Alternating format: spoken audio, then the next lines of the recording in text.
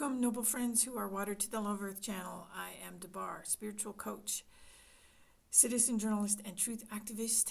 I invite you along with me to become our own heroes. I feel so strongly that having noble friends along with that in that journey is just makes it that much easier.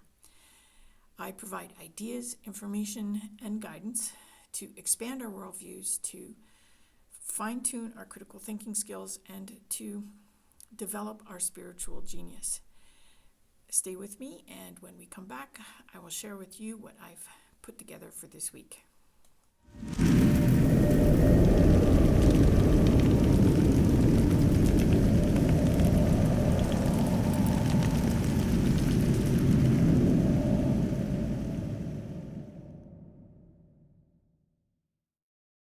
Hit subscribe for notifications when new videos are posted.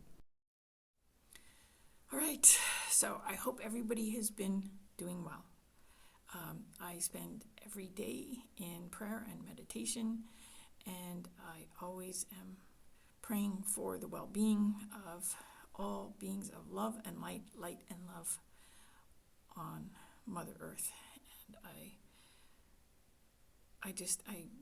And I really truly am looking forward to these once a week videos to be able to share the information that I have. So this week was a few things that came up, but they were important because they helped guide what I do want to share that I hope that you find valuable. So we're going to not take too much time because I also value your time, and I realize that not everybody has so much minutes even to be able to sit still and devote to one particular video, because there's lots that we have to do right now. So let's just go right into the critical thinking skills. Now the last couple of episodes I talked about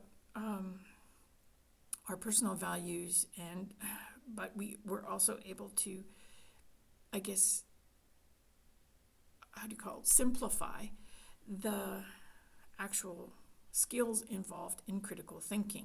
So I have put together a presentation for you, and hopefully we'll go to south. So as I said, these 5 areas are our most simplest way of looking at what's involved in critical thinking skills. And last time I determined that perhaps we, see decision making through our value system. But what came up for me this week was our moral compass and how we can use that for rather evaluation. Now, one of the things that always comes up for me is the question of, how we evaluate what we're seeing and what we're hearing. And so this, mainstream media has been so busy inundating us. But, I ask myself, what is their moral compass?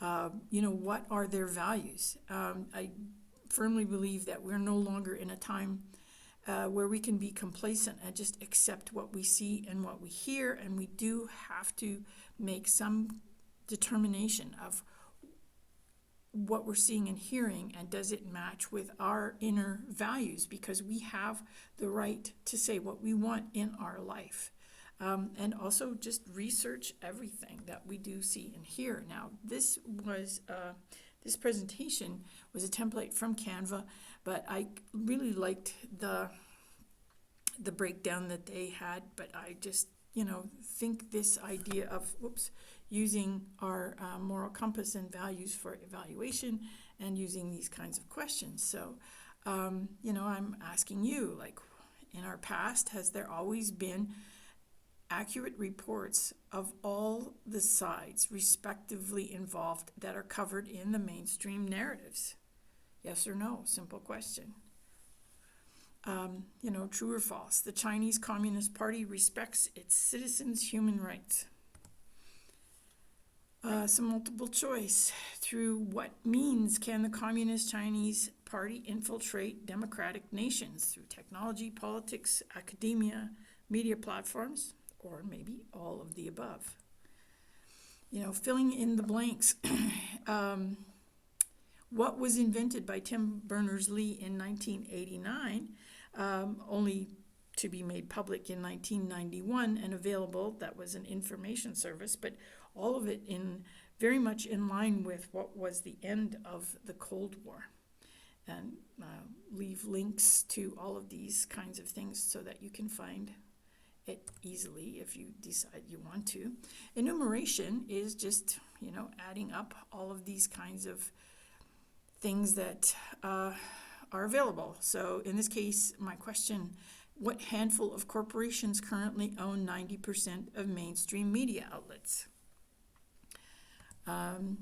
Filling in the blanks again, there's 40 members of this particular committee who run the largest corporations, all the banks, empires, military, and intelligence agencies, and includes the 6 corporations that own the media outlets. But the biggest question is, who can we trust, right? I don't think we have any choice anymore about how and who we trust, but rather what we are able to use in terms of our intuition and building on the crystal logos. All right, so that, as I said, is just kind of a quick overview more than anything, but we'll definitely be providing the links down below this video for you to investigate if you so decide that you want to investigate and get the answers to some of those questions if you don't know who it is. All right, so let's just move right along. Tinfoil Hatter's Basics.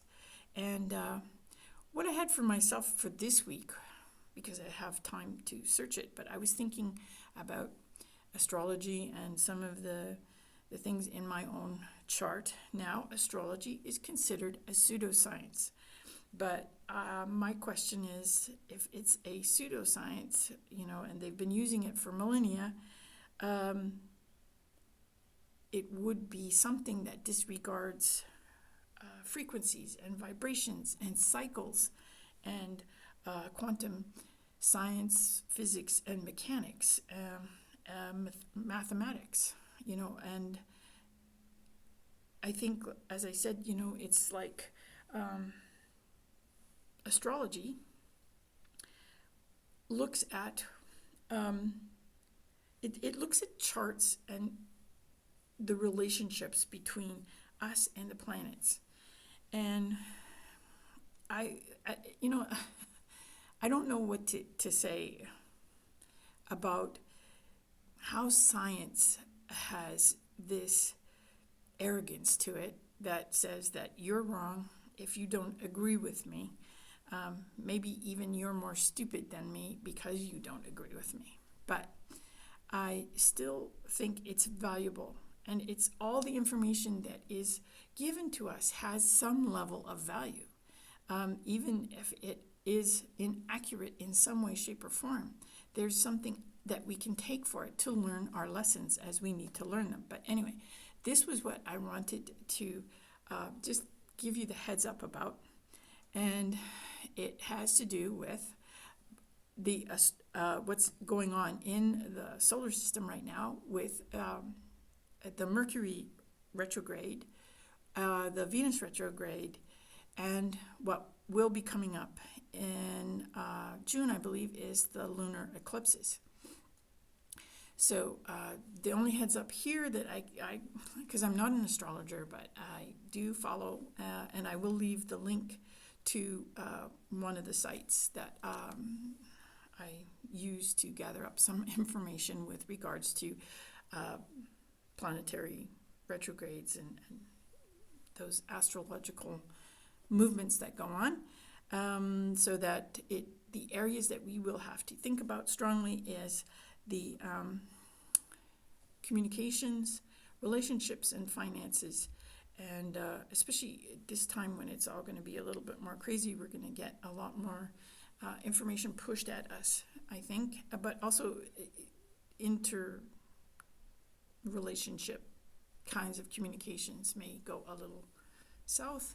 And, we'll have to really find our center again, importantly, to be able to just sort of like get through this period that I think is going to be a little bit more intense. But anyway, so that was what I wanted to share about in that area. And so we're just going to go straight into Tinfoil Hatters, Spiritual Genius Bootcamp. And in this one, over the week, what came up was the question of the crystal logos and what it was. So what I made for everybody who wants one is an infographic.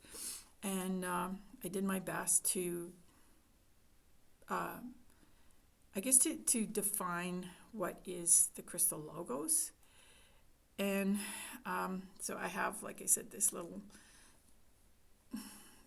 bar in the bottom that is a kind of definition, I suppose, of the crystal logos being the combination of crystals and Christ consciousness. And Christ consciousness, there's all these frequencies, anger, hate, fear, are, sort of below the neutral area, and all those frequencies that are above that, where the Christ consciousness is, that whole area, frequency of love and compassion and forgiveness and grace, and so then it comes through our consciousness, and it's what we can sort of gather up and put into our heart center. So what I'll do for now, though, as I said, is just try to include or figure out how you can, if you do want to have the infographic for yourself, you can use it and keep it on your devices or print it up. That would be pretty cool. So what we'll do now is, or what I wanted to do now, rather, is to just put us through the very quick pace of very brief meditation. All right, so let's do that. And we're going to breathe in and breathe out. And we're going to just be in our stillness, in our center.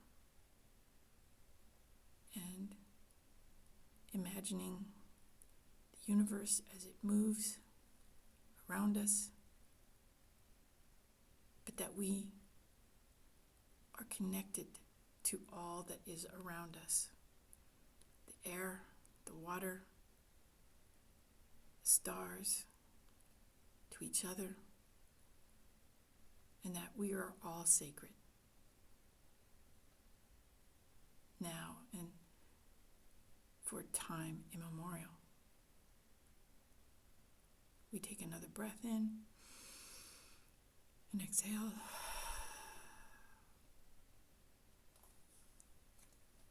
And that's it. Hopefully that can just let go a little bit of any kind of frustrations or any kind of stress or fears or anything like that, just for a second, even if it's just for a second. It just helps to grow our ability to heal and our transformation to that place and to that space where there is infinite awareness.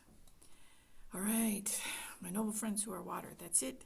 I didn't want to keep this very long. I am still kind of sort of doing okay until I come back next week with more of the Love Earth channel. Take care. Be love, love, love.